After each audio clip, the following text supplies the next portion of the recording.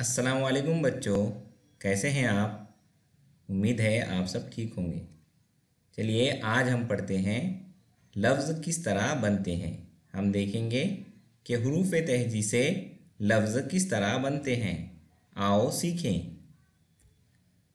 र ह म, र ह म। क र म, क र म। कमर, कमर।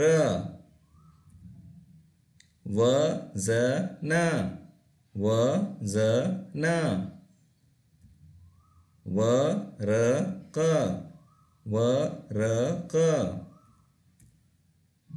क़लम, क़लम। ग़लत, ग़लत। बदल, बदल। ज़फ़र, ज़फ़र। हसद, हसद।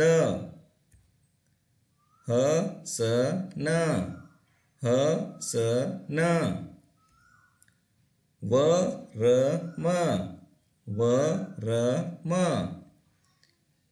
गरम, गरम। बग़ल, बग़ल। बरफ़, बरफ़। नज़र, नज़र। मगर, मगर। अगर, अगर। अलग, अलग। लगन, लगन। चमन, चमन। तड़प, तड़प।